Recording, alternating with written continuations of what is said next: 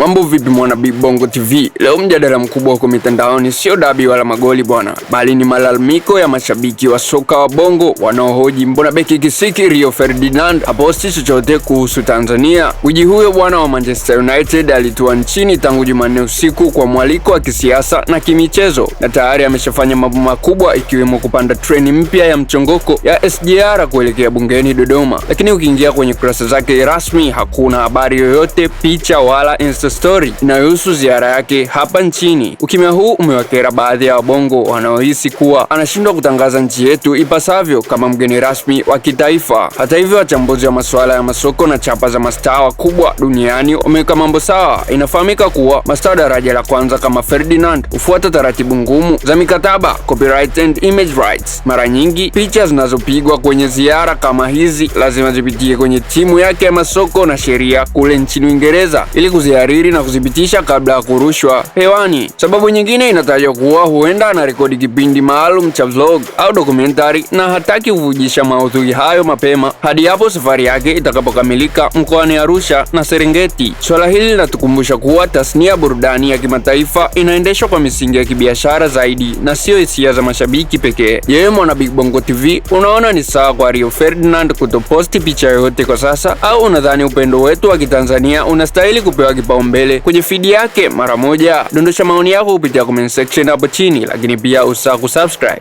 like, share, turn on notification ili uzidi kupata updates za matukio mbalimbali yanayojiri every time, everywhere, worldwide.